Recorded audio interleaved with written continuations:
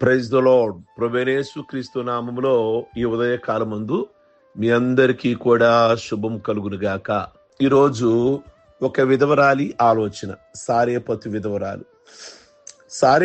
విధవరాలి ఆలోచన ఏమై ఉన్నది? అసలు ఆవిడ పట్ల దేవుడు ఏం తలంచాడు? సారేపతు అనేది ఒక గ్రామము. ఆ గ్రామంలో ఒక విధవరాలు ఉంటూ ఉండేది. అయితే ఇశ్రాయేలు ప్రాంతంలో ఉంటున్నటువంటి ఏలియా మరి కరువు రావటం వల్ల ప్రభు మాట్లాడారు ఏలియాతో, ఏలియా నువ్వు సారేపతు అనే గ్రామానికి వెళ్ళు, అక్కడ ఒక విధవరాలు ఉంటుంది, ఆవిడి నిన్ను పోషించడానికి నేను ఆవిడికి ఆజ్ఞాపించాను అంటారు.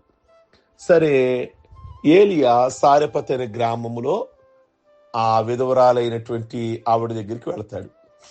ఆవిడ అంటాడు కదా ప్రవక్త అయిన ఏలియా, అమ్మ కొంచెం నీళ్లు తీసుకురా అంటాడు. ఆవిడ నీళ్లు తీసుకువద్దామని వెళుతూ ఉంటుంది. అప్పుడు మరలా ఆవిడని పిలిచి అంటాడు, అమ్మ కాస్త ఒక రొట్టె ముక్క కూడా ఇస్తావా అంటాడు.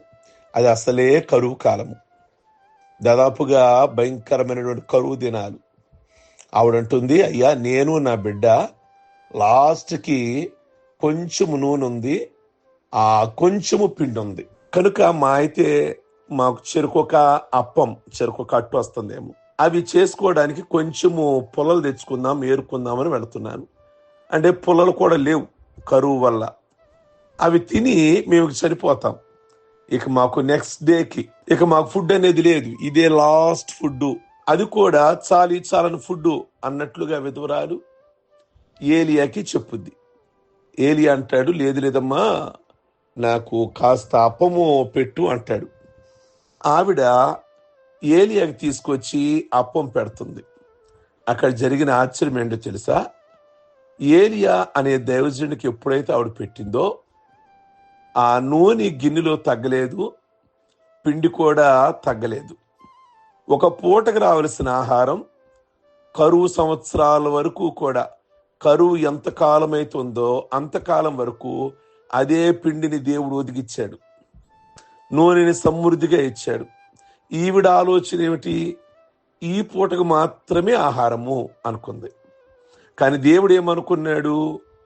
కరువు దినాలలో కూడా ఈవిడని పోషించాలి అనుకున్నాడు. రాజులు సైతము తిండి దొరకనటువంటి కరువు దినాలవి. ప్రియ దేవుని బిడలారా, మరి దేవుని మాట వినినప్పుడు, దేవుని సేవకుడికి ఇచ్చినప్పుడు లేదా దేవునికి ఇచ్చినప్పుడు ఆ కరువు దినాలలో కూడా దేవుడు సమృద్ధిగా పోషించాడు. అయితే కొన్ని దినాలైన తరువాత ఈవిడ కుమారుడు చనిపోతాడు. ఈవిడ కుమారుడు చనిపోయిన తర్వాత ఏలియా దగ్గరికి వచ్చి, అయ్యా నువ్వు అందుకేనా నా ఇంటికి వచ్చింది, నా పాపమును జ్ఞాపకం చేయడానికి వచ్చావా, ఏమిటి నాకు ఈ కష్టం అనగానే ఆవిడని బయటికి రమ్మని చెప్పి ఆ గదిలో ఆ బిడ్డను పడుకోబెట్టి ఏలియా వెళ్ళి ప్రార్థన చేస్తాడు. ఏలియా వెళ్ళి ముమ్మారు ఆ బిడ్డ మీద పడుకొని ఈ చిన్నవానికి ప్రాణం మరలా రానిమ్మని ప్రార్థిస్తే దేవుడు ఏలియా చేసిన ప్రార్థన విని ఆ చిన్నవాణిని బ్రతికిస్తాడు. ప్రియ దేవుని బిడ్డలారా, ఆ చిన్నవాణ్ణి తీసుకొని గదిలో నుండి దిగి ఆ తల్లికి అప్పగిస్తాడు. అయితే అప్పుడు అంటదావిడి, నువ్వు దైవజనుడు ఉన్నావనియు నీవు పలుకుచున్న యెహోవా మాట నిజమనియు ఇందుచేత నేను ఎరిగి తిని. అంటే ఆ గృహములో ఆ పూటకు చనిపోయే పరిస్థితి, తిండి లేక, కానీ ఏలియా వచ్చుడు ద్వారా ఆ కుటుంబంలో సమృద్ధిని దేవుడు కలగజేశాడు. ఆ కుటుంబంలో మరణాన్ని నిర్మూలన చేశాడు. జీవము సమృద్ధి వెలుగులోకి వచ్చాయి. అదే గనక ఆవిడ ఆలోచన అయితే గనక ఆ రోజుకి అప్పం తినేది ఆ బిడ్డ, ఆవిడిద్దరూ కూడా చనిపోయేవాళ్ళు. మరణం వచ్చేది, సమృద్ధి కూడా పోయేది.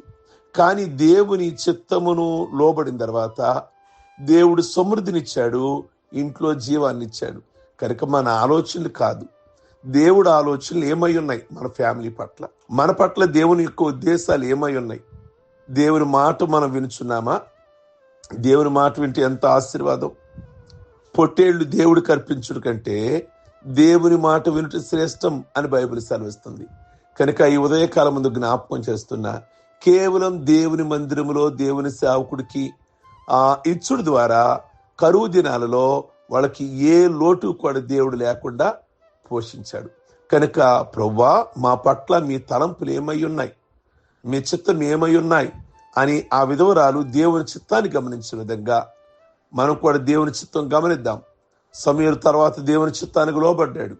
అబ్రహాం దేవుని చిత్తానికి లోబడ్డారు. అందుకే దేవుని కార్యాన్ని, దేవుని యొక్క ఆశీర్వాదాన్ని వారు కూడా చూడగలిగారు. మీరు కూడా దేవుని యొక్క ఆశీర్వాదాన్ని చూడాలని దేవుని చిత్తానికి మనమందరం కూడా లోబడి ఉందాం. ప్రార్థించుకుందాం.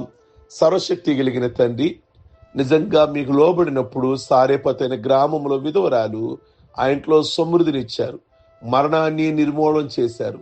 ఈ రోజున ప్రతి కుటుంబంలో కూడా ప్రభువా, అయ్యా మీ చిత్తానికి లోబడగలిగిన కృప దయచేయండి, మరణము నుండి విడుదల దయచేయండి, సమృద్ధిని దయచేయమని ప్రార్థిస్తున్నాం. ప్రభువా, మీకు వందనాలు. మీ చిత్తమును గ్రహించడం ద్వారా కుటుంబాలలో ఆశీర్వాదం, వ్యక్తిగత జీవితాలలో ఆశీర్వాదం, మీ చిత్తానికి లోబడలేకపోవటం వల్లే మా జీవితాలలో అనేకమైన అనర్థాలు. అలాగును కాకుండా ఈ ఉదయకాలం అందే ప్రతి వారి యొక్క హృదయంలో ప్రభువా మిమ్మల్ని రాజుగా నిర్ణయించుకోవడానికి, మిమ్మల్ని ప్రభువా ప్రతిష్ఠించుకోవడానికి, మీ ఆలోచనలకి గౌరవించడానికి, మీ చిత్తానికి లోబడడానికి కృప దయచేయమని ప్రార్థన చేస్తున్నాం.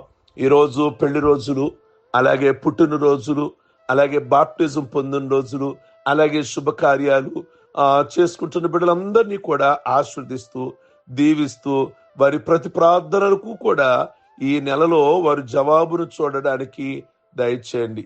ఈ నెలలో చాలా మందికి ప్రభువా మీకు వందనాలు ప్రార్థనలో ప్రత్యేకంగా మరి కార్యాలు జరగాలని ఎదురు చూస్తున్నారు.